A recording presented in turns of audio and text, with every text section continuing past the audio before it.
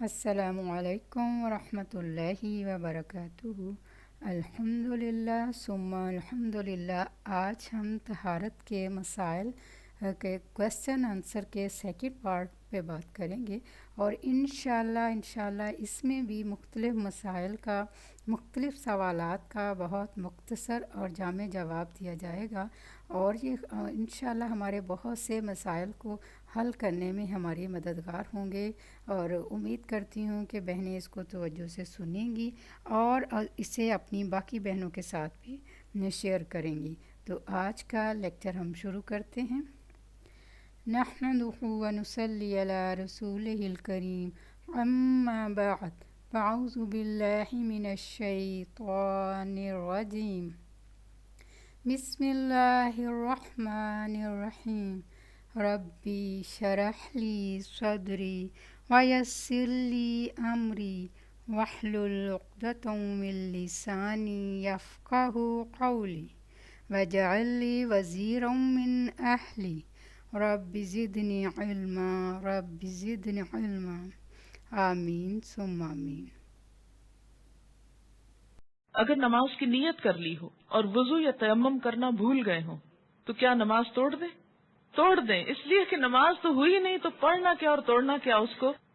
اگر بازو میں کسی قسم کی تکلیف ہو جو بظاہر تو نہیں، مگر تھوڑی دیر گیلا رکھنے سے تکلیف بڑھنے کا اندیشہ ہو، تو اس صورت میں تکلیف والا بازو فوراً خشک کیا جا سکتا ہے؟ بتائیے، کیا جا سکتا ہے، کیونکہ معذور کے احکام مختلف ہوتے ہیں۔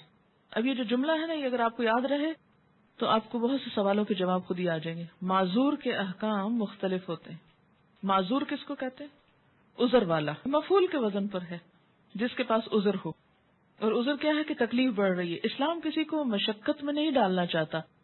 حدیث پاک میں آتا ہے، یرید اللہ بکم الیسر ولا یرید بکم العسر، اللہ تمہارے لیے آسانی چاہتا ہے، مشکل نہیں چاہتا۔ اگر وضو کے بعد معلوم ہو کہ شلوار کے کسی حصے پہ لیکوریا کا کچھ ڈسچارج تھا، تو اس کو وضو کے بعد دھونے سے کیا وضو ٹوٹ جائے گا؟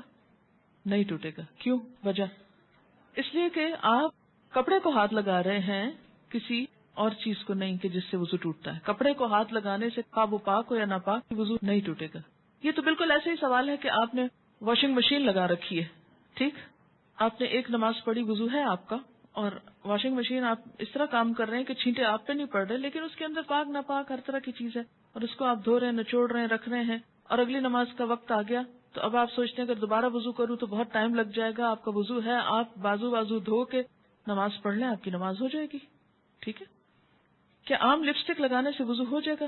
یہ سمجھ نہیں آ رہا کہ لپسٹک کی تہہ پر پانی پہنچتا ہے کہ نہیں۔ لگا کے لپسٹک پانی ڈال کے دیکھ لیجئے کہ ہونٹ کو کچھ ٹھنڈا پانی لگا کے نہیں۔ لپسٹک پانی کو نہیں روکتی۔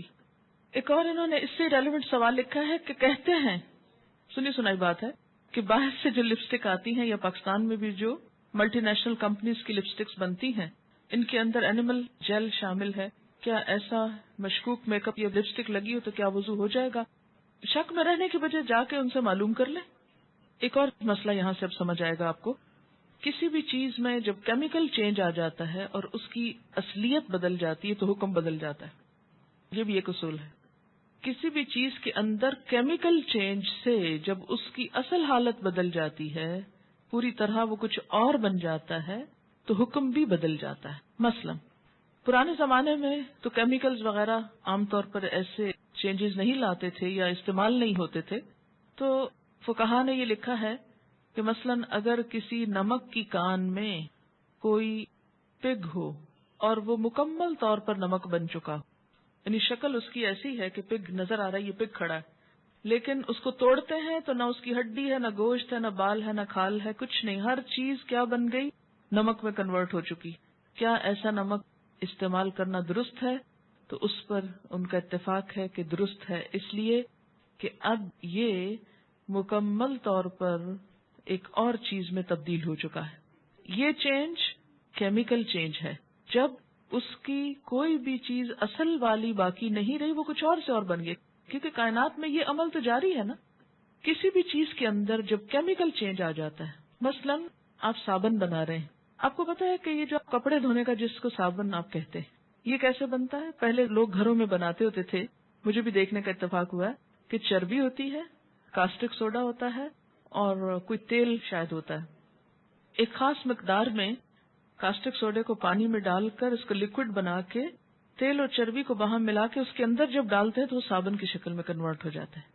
اب یہ جو کاسٹک سوڈا ہے اس نے اس چربی کو کیا بنا ڈالا؟ صابن ایک طرح سے اس میں بن گیا. یعنی اس کی اصلیت جو تھی یا اس کی ناپاکی اس کو کھا گیا. وہ کسی بھی چیز کی چربی ہو سکتی. اب ان سارے صابنوں سے جو آپ کپڑے دھوتے رہتے ہیں تو آپ کے خیال میں سارے آپ کے کپڑے ناپاک ہو گئے دھونے سے؟ نہیں. کیوں نہیں ہوئے؟ وجہ کیا ہے؟ اس کے اندر کیمیکل چینج آ گیا. اب وہ چربی نہیں رہی، وہ صابن ہو گیا اور اس میں جھاگ بن رہی ہے اور وہ سٹے نہیں کر رہی کپڑے کے اندر چربی. کیا آپ کپڑے جب دھوتے ہیں تو بعد میں چربی نظر آتی ہے آپ کو وہاں سے؟ نہیں. وہ چربی کیوں استعمال کی جاتی ہے کہ کاسٹک کی جو شدت ہے اس کو ماند کر دے. اور کاسٹک تو ایک اڑنے والی چیز ہے، اس کے اندر جو کیمیکل ہے تو یہ اس کو کیا ہے پکڑ لے گی ایک طرح سے. تو کاسٹک کا اثر جو صاف کرنے کے لیے ہے اور سوڈے کا اثر، اور دوسری طرف تیل ہے. یعنی تیل نہ رہے، سوڈا نہ رہے، چربی نہ رہے، ان کو ملا کے ایک اور چیز بنا لی جائے اور اس کو استعمال کیا جائے. ایسے استعمال سے کیا ہوتا ہے؟ کوئی حرج نہیں. اسی طرح آپ بعض اوقات کوئی صابن استعمال کرتے ہیں، باہر سے آئے، اب ایک مشہوری ہو گئی جی اس میں تو پگ کی ہی چربی پڑی ہوئی ہے اور اس کے لیے ایک لسٹ دی ہوئی ہے، یہ صابن نہ یوز کرو، وہ نہ کرو، وہ نہ کرو. تو آپ دیکھیے کہ کوئی بھی صابن ڈائریکٹ چربی سے نہیں بنتا، اس طرح اس میں کیمیکل چینج آتا ہے. ڈٹرجنٹ ہے، دھویا گیا، ختم، بہہ گیا، ہاتھ آپ کے صاف ہو گئے. اچھا، اسی طرح جب میک اپ بنتا ہے تو مجھے تو صحیح نہیں پتا کہ کس طرح وہ بنایا جاتا ہے، لیکن عموماً کوئی بھی اسٹف جو اس میں استعمال کرتے ہیں وہ بعض اوقات ڈائریکٹ ایز اپنے را فارم میں نہیں ہوتا، اس میں کیمیکل چینج آتے ہیں. بعض خوشبوئیں ایسی ملائی جاتی ہیں کہ وہ کچھ سے کچھ نظر آتا ہے. تو اس میں میرے خیال میں تو ایسا حرج نہیں ہے. مثلاً آپ کوئی باڈی لوشن استعمال کر رہے ہیں، اب آپ کو کیا معلوم کہ اس لوشن کے اندر جو مائسچرائزر ہے وہ کس اصل سے بنا ہے، لیکن وہ اصل آپ کو سامنے تو کہیں نظر نہیں آ رہی، وہ تو کچھ سے کچھ ہو چکا ہے، تو کوئی حرج نہیں. لیکن کچھ چینجز ایسے ہوتے ہیں کہ جو پرماننٹ نہیں ہوتے، جن کو طبعی تبدیلی کہتے ہیں. طبعی تبدیلی سے مراد کیا ہے کہ فزیکل چینج ہے اس کے اندر. فزیکل چینج کا مطلب کیا ہے؟ مثلاً آپ دیکھیے کہ یہ آپ کو پین، اس کی کیپ جو ہے اس سے کوئی آپ کو نب نظر نہیں آ رہی اس پین کی جس حصے سے لکھا جاتا ہے. اب یہ آپ نے اس کے اوپر سے اتارا، اب یہ اس کی شکل کچھ اور دکھنے لگ گئی. ٹھیک، اب یہ کون سا چینج آیا؟ اس میں فزیکل چینج آیا. یہ اس کے اوپر ڈالا تو یہ کچھ اور نظر آتا تھا، اتارا تو کچھ اور نظر آ رہا ہے. لیکن یہ بھی اپنی اصل پہ باقی ہے، یہ بھی اپنی اصل پہ باقی ہے. نہ اس کی تبدیلی کچھ ایسی ہے، نہ اس کی تبدیلی. اب ایسی جب چینج ہوگی تو اس سے کیا ہوگا؟ فرق نہیں پڑتا. ٹھیک ہے. ہاں، کھانے کے لیے مزید احتیاط ضروری، یعنی کھانے کے لیے ایسا سٹف جو ہے اس میں مزید احتیاط ضروری ہے. اگرچہ فقہا نے کیا کہا کہ وہ نمک کھایا جا سکتا ہے جو بظاہر پگ کی شکل میں بھی آپ کو نظر آ رہا ہے، کیونکہ وہ پگ رہا نہیں، اب کچھ اور بن گیا. ٹھیک. اب اس میں مزید آپ تحقیق کریں گے کہ کس چیز کے اثرات اپنی اصل شکل میں کتنے موجود ہیں اور کہاں تک جاتے ہیں. یہ پھر ہر کیس کو انڈیویجولی آپ دیکھ کر، تو جہاں تک لگانے والی چیزوں کا تعلق ہے ان کا معاملہ نسبتاً آسان ہے، بہت شک اور وہم میں نہ پڑے. جہاں تک کھانے والی چیزوں کا تعلق ہے تو اس معاملے میں زیادہ احتیاط ضروری ہے کہ اس کیمیکل چینج سے بھی کس حد تک چینج آیا. یہ نہ ہو کہ ایک معمولی سا چینج آیا اور اصل بھی اس کی تاثیر باقی ہے، تو پھر حلال نہیں آپ اس کو کہہ سکیں گے. ٹھیک ہے. جو کیمیکل چینج ہوتا ہے یہ پراپرٹیز کا چینج ہوتا ہے اور وہ ایک نیا سبسٹینس بن جاتا ہے. تو جب کوئی چیز اپنی اصل حالت اور شکل کو بدل کر ایک نئے سبسٹینس میں کنورٹ ہو جائے تو وہ اب آپ ایک نئی چیز استعمال کر رہے ہیں، وہ پرانی والی گئی، ختم.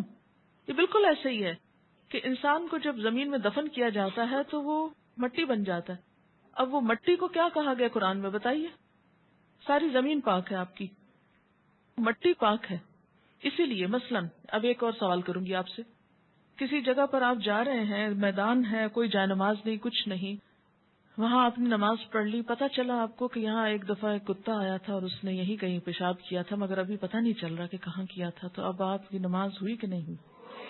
کیوں؟ وجہ خشک ہو گئی. جب خشک ہو گئی، کچھ ویپوریٹ ہو گیا، کچھ زمین کے اندر مل کے اس میں ایسا چینج آیا کہ نجاست ختم ہی ہو گئی کہیں.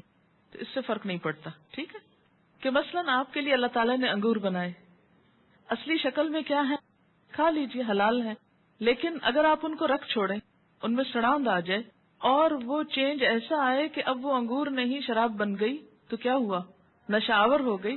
تتخذون منہ سکرا, اللہ نے رزقاً حسنا دیا, تم سکر بنا لیتے ہو. تو ان کا پوائنٹ بالکل درست ہے کہ پھر اس صورت میں یعنی چینج ضروری نہیں کہ خراب چیز کا اچھے میں آئے گا, ایک اچھی کا خراب میں بھی جا سکتا ہے, تو پھر وہ حرام ہو جائے گا, وہ استعمال نہیں کریں گے آپ. آپ نے بتایا تھا کہ پبلک حمام میں نہیں نہانا چاہیے, کیا اس میں سوئمنگ پول شامل ہے؟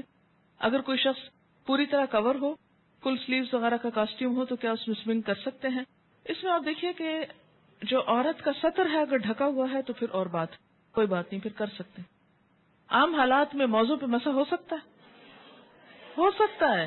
اس کے لیے کہیں نہیں لکھا ہوا کہ سردی ہو یا تکلیف ہو یا ہلاکت ہو, نہیں, کسی بھی حالت میں آپ نے اگر جرابیں پہنی ہوئی ہیں آپ مسح کر سکتے ہیں. بچوں نے بیڈ کے میٹرس پر نجاست وغیرہ بکھیر دی, تو کیا میٹرس کو دھونا ہے؟ یہ تو پاسبل نہیں. کیا اس کو بدل دیں کیونکہ نیا لینا مشکل ہے؟ بتائیے کیا کریں. یہ جب آپ کو پتا ہے آپ کے بچے چھوٹے ہیں اور وہ ایسا کام کر سکتے ہیں, تو آپ میٹرس کے اوپر ایسے غلاف کیوں نہیں چڑھا کے رکھتے کہ جس کو بوقت ضرورت اتارا جائے؟ اگر استنجا کر کے پہلے غسل کر لیں اور آخر میں وضو کر لیں تو کیا قبول ہوگا؟ بتائیے. ہوگا, بالکل. یعنی اگر کسی نے استنجا کر کے نہانا شروع کر دیا تو اس کے بعد اینڈ میں سب نہا لیا اور وضو کر رہے ہیں تو کر لیجئے, کوئی حرج نہیں. نماز کے دوران کھانسنے کی وجہ سے بلغم آ جائے تو کیا نماز ٹوٹ جائے گی؟ نہیں. کیا برہنہ حالت میں وضو کیا جا سکتا ہے؟ کیا جا سکتا ہے. کیا غسل حیض اور غسل جنابت دونوں کے شروع میں نماز کی طرح کا وضو کرنا ہوتا ہے؟ جی ہاں, نماز ہی کی طرح کا. کیا صرف کلی کرنا اور ناک میں پانی ڈالنا کافی ہے؟ کافی ہے, کیونکہ باقی حصہ کیا ہوگا, نہانے میں دھل جائے گا. لیکن اگر آپ نماز پڑھنا چاہتے ہیں اس کے بعد تو وضو کر لیجئے. کیا نامحرم کو دیکھنے سے وضو ٹوٹ جاتا ہے؟ نہیں. مسواک وضو کے دوران کب کرنا چاہیے اور کیسے؟ جب کلی کر رہے ہوں اس وقت. ٹھیک ہے. غسل کرنے سے پہلے کیا مکمل وضو کرنا ہوگا یا پاؤں غسل کے بعد دھونے ہوں گے؟ بتائیے. مکمل وضو کرنے کے بعد آخر میں دوبارہ پاؤں دھو کر باہر نکل آئیے, سنت ایسے ہی ہے. ایک سوال یہ ہے کہ جو لوگ مریض ہوتے ہیں اور ان کا پیشاب قطرہ قطرہ نکلتا رہتا ہے, اس کو عربی میں کہتے ہیں سلسل البول, یعنی مسلسل پیشاب آتا رہتا ہے, یہ ایک خاص بیماری کا نام ہے. تو اس کو معذور قرار دیا گیا.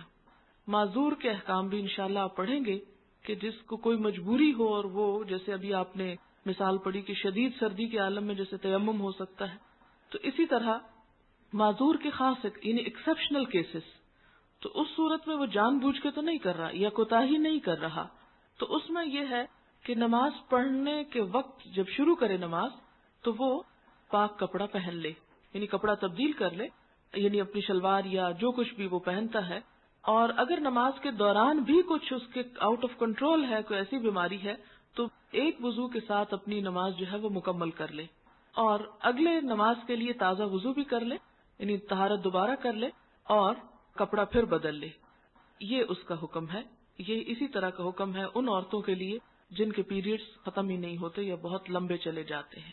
اور دوسرا یہ کہ جو بچے بستر پر پیشاب کر دیتے ہیں, تو اس میں یہ ہے کہ اگر تو بہت چھوٹا بچہ ہے تو صرف چھینٹے ڈال دینا اپنے کپڑوں پر کافی ہے, لیکن اگر بڑا ہو جائے تو پھر یہ کہ جب وہ صبح اٹھے, یعنی یہ بھی ایک بیماری ہوتی ہے, بعض بچے جو ہیں خواب میں ڈر جاتے ہیں, یہ پیشاب کر دیتے ہیں بڑے ہونے کے باوجود بھی, تو وہ صبح اٹھنے پر اپنے آپ کو پاک کر لیں نماز پڑھنے سے پہلے. نہیں, اس کا عذاب قبر میں نہیں ہوگا, اس لیے کہ وہ تو ایک بیماری ہے, اور جو بیماری ہے اس پر پکڑ نہیں ہے, وہ تو انسان کی اپنے بس کی بات نہیں.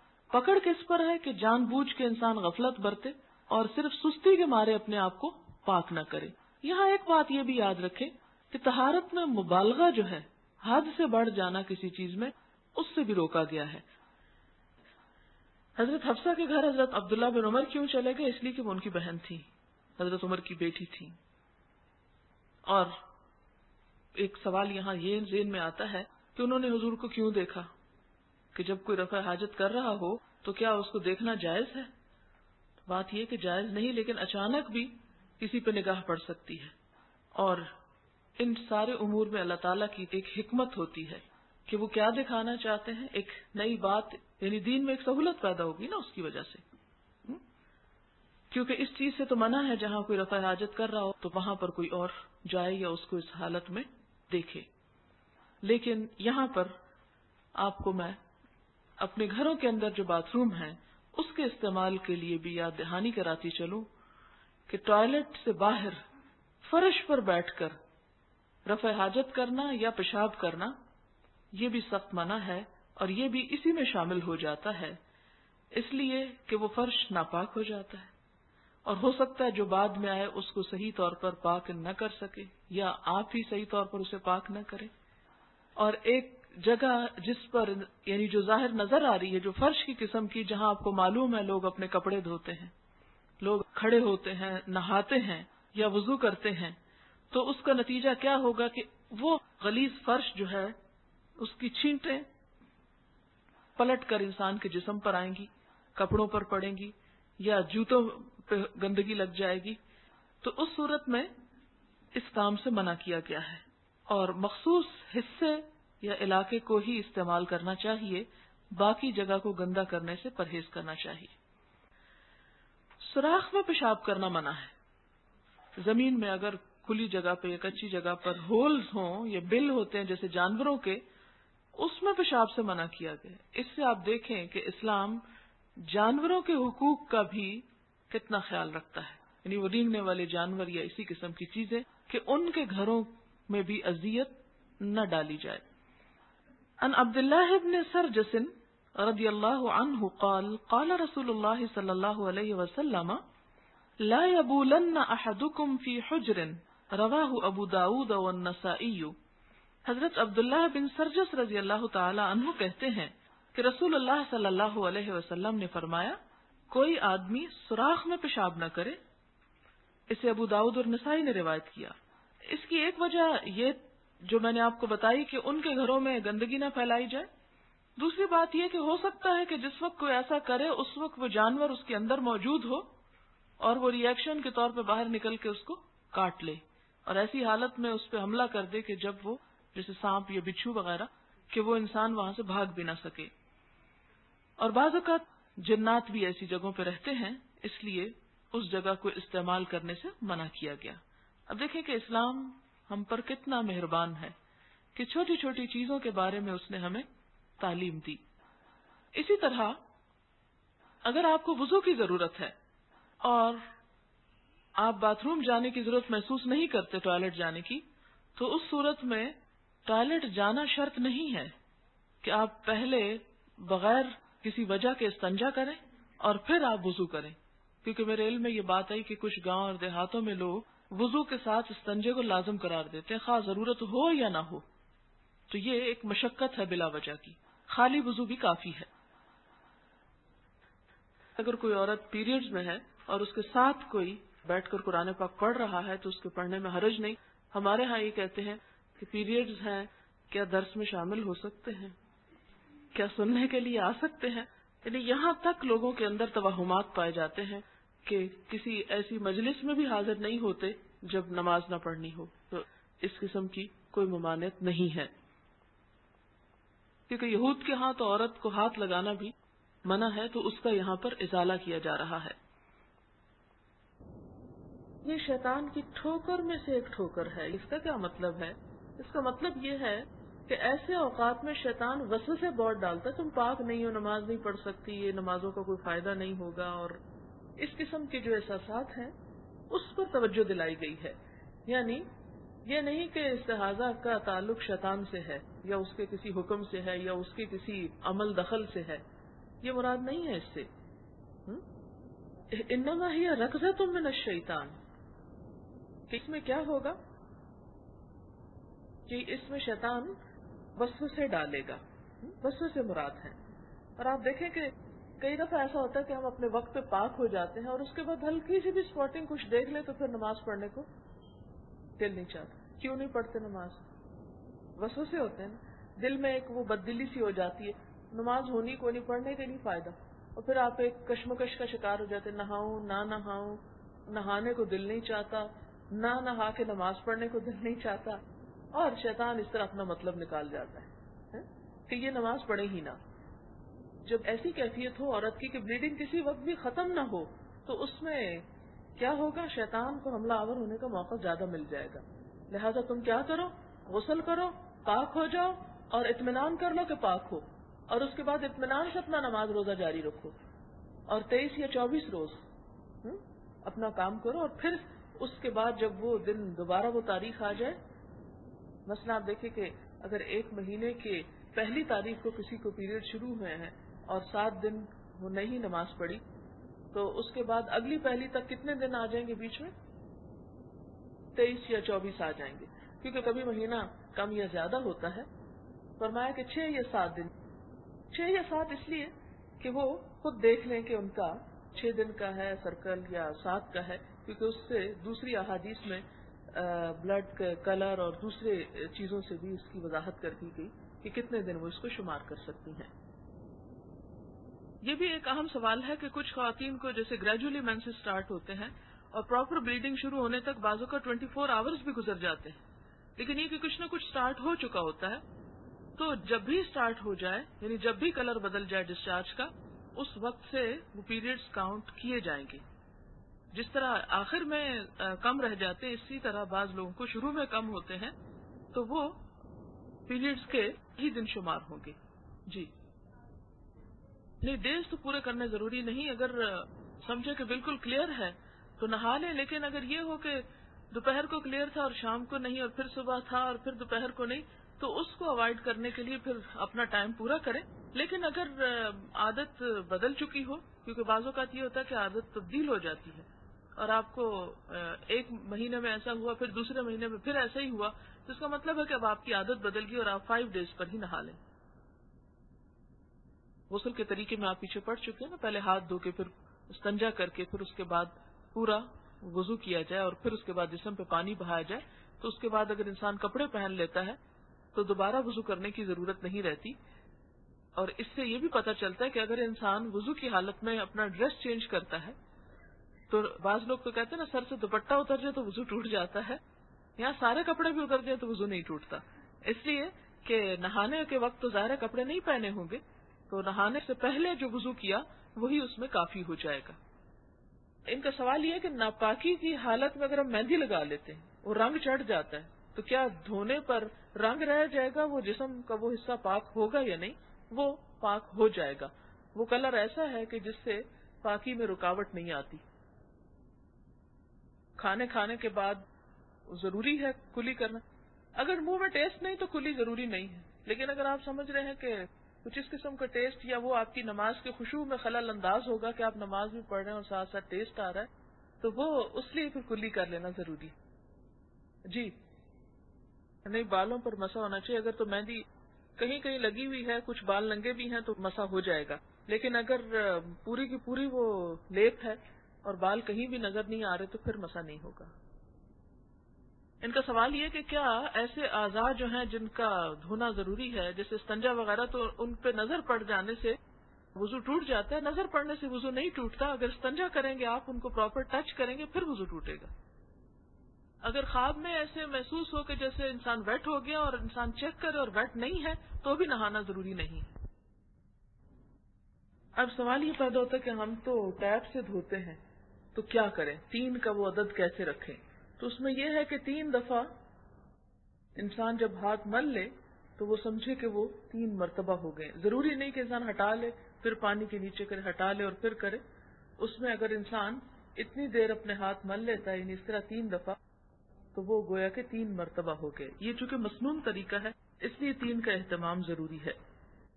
اور 3 مرتبہ میں آپ یوں کر سکتے کہ جیسے 1 دفعہ کر کے پھر دوسری دفعہ اور پھر تیسری دفعہ. ہاں، یعنی صرف یہ نہیں کہ 1 دفعہ دھو کے تو ہٹا لیا. 1 دفعہ دھونا جو ہے وہ فرض میں شامل ہوتا ہے اور 3 دفعہ دھونا جو ہے سنت میں. اور 3 مرتبہ سے مراد پھر وہی اس کو 3 مرتبہ حرکت دینا. ہاں، یہ ایک بات بھی پتہ چلتی ہے کہ ہمیں ہر کام جو ہے وہ اللہ تعالیٰ کی خوشنودی کے لیے کرنا چاہیے اور نیت میں یہ چیز شامل کر لینی چاہیے. اس سے جو فائدہ ہمیں ہوگا وہ تو ہوگا ہی، لیکن اس سے انسان کی اپنی روح کو بھی تسکین ہوتی ہے. اس میں تو پھر یہ کہ اگر بالوں پہ زیادہ وہ لگی ہوئی ہے تو کچھ بال اگر اس میں سے الگ ہیں تو اس وقت تو ٹھیک ہے، لیکن اگر پورے کے پورے بال کوٹڈ ہیں کسی اور چیز سے، یعنی مہندی وغیرہ سے، تو میرا خیال ہے احتیاط ہی برتنی چاہیے. جیسے ہم نمازوں میں بعضوں کا سنت چھوڑ دیتے ہیں، یا اسی طرح وضو کی سنتوں میں سے بھی کبھی کبھار کوئی سنت چھوڑ سکتے ہیں.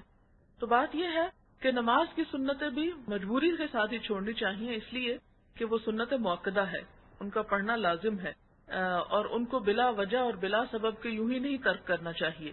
انتہائی مجبوری میں یا بیماری میں یا کوئی اور وجہ ہو سکتی ہے. اسی طرح یہ کہ وضو کی سنتیں بھی مجبوری کے علاوہ نہیں چھوڑنی چاہیے. اگر آپ کے پاس پانی بھی اور وقت بھی ہے تو آپ سنت کے اتباع کا ثواب اور فائدہ کیوں نہ اٹھائیں. اسے ترک کرنا جو ہے یہ بہتر نہیں ہے، کرنا زیادہ بہتر ہے. تو ہمیں بار بار یہی کہا گیا نا کہ نیکیوں میں آگے بڑھو. تو جب ایک نیکی کرنے کا موقع میسر ہو تو انسان کیوں نہ اس میں آگے بڑھے. اور دوسری بات یہ کہ وضو میں جتنا انسان کو اطمینان ہوتا ہے نماز میں اتنا ہی سکون آتا ہے. تو یہ 3 دفعہ دھونا بھی اس لیے کہا گیا کہ ایک دفعہ دھو کے نہیں تسلی ہوئی، دوسری دفعہ مطلب سائیکولوجیکلی انسان جو ہے وہ بہتر محسوس کرتا ہے جب وہ 3 دفعہ دھو لیتا ہے. جی، چلتے ہوئے آپ کے پاؤں کے نیچے چوئنگم لگ گئی ہے یا کوئی پینٹ لگ گیا ہے یا کوئی اور ایسی چیز چپک گئی ہے تو کیا اس کی موجودگی میں پاؤں کا دھویا جانا جو ہے وہ کافی ہے یا اس کو اتارنا ضروری ہے؟ اتارنا ضروری ہے نا. کیوں ضروری ہے؟ اس لیے کہ پانی نہیں پہنچتا. یعنی 2 چیزیں ہیں، یا تو آپ مسح کر لیں یا آپ پورا دھوئیں اس کو. اگر آپ دھونے کا کہہ رہے ہیں تو پھر اس میں سے بال برابر بھی جگہ خشک نہیں ہونی چاہیے. اور اگر آپ مسح کرنا چاہتے ہیں تو پہلے ایک دفعہ دھو چکے ہوں گے اور اس کے بعد آپ جب وہ پہن لیں گے تو پھر دوبارہ مسح ہو سکے گا. اور یہ کیوں کریں گے آپ؟ سنت سے ثابت ہے. لیکن ہاتھوں کا مسح سنت سے ثابت نہیں ہے. مثلا آپ نے تنگ آستینیں پہن رکھی ہیں اور آپ چاہتے ہیں کہ بازو پر مسح کر لیں تو آپ نہیں کر سکتے. کیوں؟ اس لیے کہ یہ ثابت نہیں ہے سنت سے. اور یہ تو کہہ نہیں سکتے کہ اس زمانے میں قمیضوں کے بازو نہیں ہوتے تھے. تو یہ کہنا بہت خوشنما ہوتا ہے کہ اس زمانے میں نیل پالش نہیں تھی، اس لیے نعوذ باللہ حضور صلی اللہ علیہ وسلم ہمیں سکھانا بھول گئے یا بتا ہی نہیں سکتے تھے. بات یہ نہیں ہے. بات یہ ہے کہ دھونا ہے تو پورا دھو، نہیں دھونا تو مسح کرو. کہاں کہاں مسح کر سکتے ہو؟ پگڑی پہ کر سکتے ہو، بالکل ٹاپ پہ اور بالکل پاؤں پہ، بازو اور دیگر جگہوں پہ نہیں. سوال یہ ہے کہ اگر وضو کر رہے ہیں اور سر پر کلپ لگا ہوا ہے یا ہیئر بینڈ لگا ہوا ہے تو کیا اس کو مسح کے وقت اتارنا ضروری ہے؟ نہیں، اس کے سمیت مسح کیا جا سکتا ہے کیونکہ بالوں کا ایک بڑا حصہ جو ہے اس پر کوئی چیز نہیں ہے.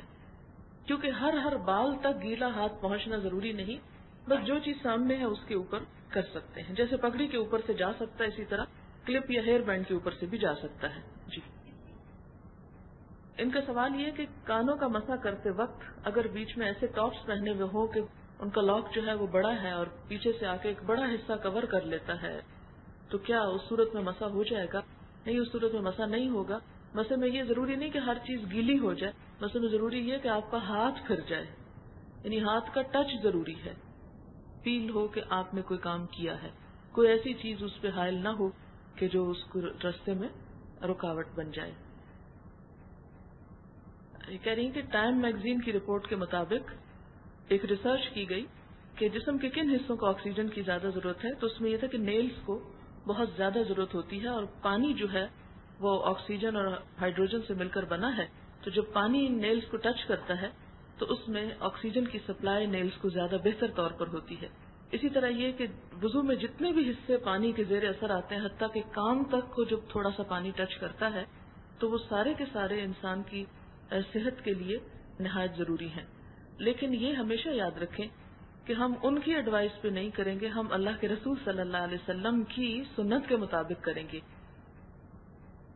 یہ حدیث ابھی گزری ہے کہ شرمگاہ کو ہاتھ لگانے سے وضو ٹوٹ جاتا ہے، تو کیا بچوں کی نیپی چینج کرنے سے یا ان کو دھلوانے سے بھی ٹوٹ جاتا ہے؟ جی ہاں، بالکل ٹوٹ جاتا ہے.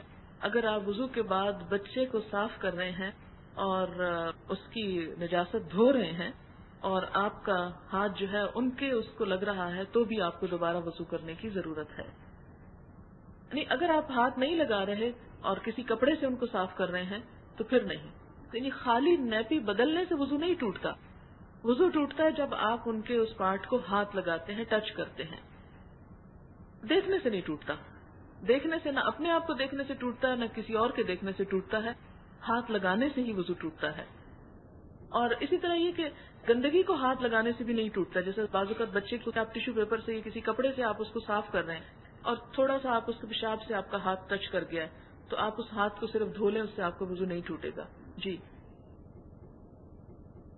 ان کا سوال بہت ریلیونٹ ہے کہ کیا تیمم کرنے کے لیے مٹی خشک ہونی چاہیے. اس کے جواب میں یہ ہے کہ خشک ہونی چاہیے, کیونکہ گیلی مٹی جو ہے جتنی آپ ٹچ کریں گے وہ کریم کی طرح ہی ہوگی, تو وہ پھر صرف اتنا حصہ ہی اس کا لگے گا. یعنی گیلی اگر اس طرح کی ہے کہ کیچڑ نہیں ہے اور صرف بارش ہوگی اور اس کے بعد سخت ہو گئی, لیکن بالکل خشک ڈرائی نہیں ہے, یعنی پاؤڈر نہیں ہے, جمی ہوئی ہے لیکن ویٹ ہے, تو وہ بھی کافی ہے. یا جیسے اینٹ ہے مثال کے طور پر, تو وہ بھی ٹھیک ہے کیونکہ وہ پکی ہوئی مٹی ہے ایک طرح سے. لیکن یہ ہے کہ بالکل کیچڑ نہیں ہونا چاہیے, کیچڑ نہیں ملنا چاہیے. سعیدن کا لفظ آیا ہے, تو سعید جو ہے اس میں خشک مٹی آتی ہے. اصل چیز تو مٹی ہے, لیکن اگر اس طرح کی مٹی میسر نہ ہو تو ریت کے اندر بھی مٹی ملی ہوئی ہوتی. ریت بالکل پیور ریت بھی نہیں ہوتی. اس میں جیسے سعودی عرب میں آپ دیکھیں کہ مٹی میدانی مٹی نہیں ہے, یعنی جسے کہتے ہیں نا چکنی مٹی نہیں ہے, تو وہاں تو ہے ہی ریتلا علاقہ, تو ویسی ریت پر ہو سکتی ہے. جی, بعض اوقات یہ دیکھا گیا ہے کہ کچھ لوگ مریض ہوتے ہیں تو وہ سفید کپڑے سے مسا کر لیتے ہیں. کپڑے سے تیمم نہیں کیا جا سکتا, چاہے کسی بھی قسم کا کپڑا ہو, الا یہ کہ اس کے اوپر مٹی سے پینٹ کیا ہوا ہو, تو اس مٹی کو آپ استعمال کر سکتے ہیں. ادروائز دھلے ہوئے کپڑے پہ تیمم نہیں ہو سکتا. جی, ان کا سوال یہ کہ کیا یعنی تیمم کے ٹوٹنا بھی اسی طرح جیسے وضو کا ٹوٹنا, تو بالکل اسی طرح جیسے کوئی بھی چیز وضو کو توڑتی ہے, ہر وہ چیز تیمم کو بھی ختم کر دیتی ہے. جی, سوال یہ ہے کہ غسل کے لیے جو تیمم کیا جاتا ہے کیا ویسا ہی ہے جیسے وضو کی جگہ تیمم کیا جاتا ہے؟ جی ہاں, وضو کی ضرورت ہونے پر جو تیمم کیا جاتا ہے بالکل اسی طرح کا تیمم غسل کی ضرورت ہونے پر بھی کیا جاتا ہے, جیسا کہ بالکل ابتدا میں آیا ہے. سوال یہ ہے کہ کچھ لوگ ناپاکی کی حالت میں غسل سے پہلے بال نہیں صاف کرتے. جیسے مثال کے طور پہ پیریڈز کے بعد نہانا ہے تو لوگ بال نہیں صاف کرتے. ایسی کوئی بات نہیں ہے, کسی بھی وقت بال صاف کیے جا سکتے ہیں. جی, سوال یہ ہے کہ لوگ کہتے ہیں کہ جو ناخن اور بال ہیں کٹے ہوئے یا اترے ہوئے, قیامت کے دن یہ بھی نامہ اعمال میں تولے جائیں گے, تو ایسی کوئی بات نہیں ہے. سوال یہ کہ اکثر شام کے وقت ناخن کاٹنے سے منع کیا جاتا ہے, تو کیا اس کے پیچھے کوئی دلیل ہے؟ یہ بھی ہمارے توہمات میں سے ایک توہم ہے, اس کے پیچھے کوئی دلیل نہیں ہے. جی, کیا ناخن کاٹنے کی کوئی ترتیب بھی ہے کہ پہلے کون سی انگلی کے کاٹے جائیں اور پھر اس کے بعد؟ میرے خیال میں پہلے دائیں ہاتھ کے کاٹ لیے جائیں اور پھر بائیں کے, موٹا سا حساب کافی ہے. جی, کیا بال صاف کرنے کے بعد غسل بھی کرنا چاہیے؟ تو بال صاف کرنے سے غسل واجب نہیں ہوتا. ان کا سوال یہ ہے کہ بغیر کسی مجبوری کے بچوں کا ختنہ جو ہے بڑی عمر میں کیا جا سکتا ہے؟ ایسا نہیں کرنا چاہیے. جو سنت ہے وہ 7ویں دن کی ہے, اور اگر ایسا کہ بچہ بہت کمزور ہے اور برداشت نہیں کر سکے گا یا کوئی بیماری ہے تو پھر تھوڑا اور انتظار کر دیا جائے, لیکن یہ کہ جتنا جلدی ممکن ہو یہ فرض چکا دیا جائے. جی, ان کا سوال یہ ہے کہ اپر لپس یا چن یا بازو وغیرہ کی جو تھریڈنگ ہے یا بال اتارنا, ویکسنگ وغیرہ جو ہے, اس کے بارے میں کیا حکم ہے؟ بات یہ ہے کہ عورت کو مرد سے مختلف نظر آنا چاہیے. عورت اور مرد کے درمیان جو چہرے پہ فرق ہے وہ یہی ہے کہ ان جگہوں پر عورت کے بال نہیں ہوتے اور مرد کے ہوتے ہیں. اگر کسی عورت کے ان جگہوں پر بال ہوتے ہیں یا بازوؤں پر بھی مردوں کی طرح بال ہوتے ہیں تو وہ ایک طرح سے ایک بیماری ہے, اور کسی بھی بیماری کو دور کرنا جو ہے اس کی اجازت ہے. اب دیکھیں کہ اگر چہرے پر اتنے بال ہیں کہ وہ باقاعدہ مونچھیں نظر آ رہی ہیں یا عورت کی زینت کے خلاف ہیں, تو ان کو ہٹا دینا چاہیے. اسی طرح جو چن ہے تو اس پر بھی بال جو ہیں وہ ایک ناگوار صورتحال پیدا کرتے ہیں، اور جو ایک سٹینڈرڈ نارمل عورت کی شکل ہے اس میں یہاں بال نہیں ہوتے. تو جیسے کوئی بھی جسم کا حصہ بڑھ جاتا ہے یا کوئی بھی ایسی چیز جو بیماری کے اندر شامل ہوتی ہے اس کو ہٹایا جا سکتا ہے. جی، ان کا خیال یہ ہے کہ جب ہر جگہ جانوروں کے جسم کے حصے اور کھالیں اور بال اور چہرے ہوں گے تو پھر انسان کے اندر بھی ایک طرح سے صفاکی آئے گی، اور جانوروں والی خصوصیات تجربے سے تو ثابت نہیں ہے لیکن شاید یہ بات درست ہو. ان کا سوال بڑا ریلیونٹ ہے کہ مثلا جیسے واچ کے سٹریپس ہیں یا کچھ اور اسی طرح جیسے موزے ہیں مثال کے طور پر، یہ جوتے ہیں، تو یہ نہیں پتا ہوتا کہ یہ جانور حلال بھی کیا گیا یا نہیں، یا مرا ہوا تھا اور اس کی کھال اتار کے بنا دیا گیا.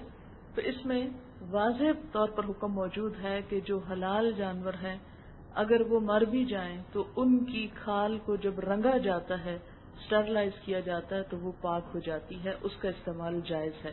اس سے کوئی فرق نہیں پڑتا کہ وہ مرے یا حلال کیے گئے یا حلال نہیں کیے گئے، اس سے کھال کے اوپر کوئی فرق نہیں پڑے گا. وآخر دعوانا ان الحمد للہ رب العالمین. السلام علیکم ورحمۃ اللہ وبرکاتہ. الحمد للہ ثم الحمد للہ. آج ہم نے سیکنڈ پارٹ کو سنا ہے جس میں بھی مختلف کویشچن کے آنسرز دیے گئے ہیں جو کہ طہارت سے متعلق ہیں، اور طہارت جسمانی ہو یا روحانی پاکیزگی بے حد ضروری ہے، اس لیے کہ اس کے بغیر کوئی بھی عبادت قبول نہیں ہوتی، اور یہ خواتین کے بہت زیادہ مسائل ہوتے ہیں. تو اس لیے بہنوں کی رہنمائی کے لیے ہی اس لیکچر کو ارینج کیا گیا ہے تاکہ وہ اس کو توجہ سے سنیں اور اپنے ان مسائل کو حل کریں اور وہ صحیح معنوں میں یہ عبادت کا لطف اٹھا سکیں. تو بہت شکریہ آپ سب کا. آپ لوگوں نے اس کو باقی بہنوں کے ساتھ بھی شیئر کرنا ہے تاکہ وہ بھی ان مسائل کو حل کر سکیں انشاءاللہ. اور اس موقع پر ہم مختصر اور جامع دعا ہی کریں گے. اس میں آج کل فتنوں کے لحاظ سے بھی ایک بہت ہی خوبصورت دعا ہے. اعوذ باللہ من الشیطان الرجیم، بسم اللہ الرحمن الرحیم. اللہم ارنا الحق حقا وارزقنا اتباعی وارنا الباطل باطلا وارزقنا اجتنابی. اللہم اکفنی بحلالک عن حرامک واغنینی بفضلک عمن سواک. اللہم اکفنی بحلالک عن حرامک واغنینی بفضلک عمن سواک. آمین ثم آمین. اور اللہ تعالیٰ سے ہم وہ ساری بھلائیاں، ساری رحمتیں، سارا فضل مانگتے ہیں جو ہمارے پیارے نبی حضرت محمد صلی اللہ علیہ وآلہ وسلم آپ سے مانگا کرتے تھے، اور ہم ان تمام شرور سے پناہ چاہتے ہیں جن سے ہمارے پیارے نبی حضرت محمد صلی اللہ علیہ وآلہ وسلم پناہ مانگا کرتے تھے. ربنا تقبل منا انک انت السمیع العلیم وتب علینا انک انت التواب الرحیم. سبحان ربک رب العزت عما یصفون، سلام علی المرسلین، الحمد للہ رب العالمین. سبحانک اللہم وبحمدک اشہد ان لا الہ الا انت استغفرک واتوب الیک. السلام علیکم ورحمۃ اللہ وبرکاتہ.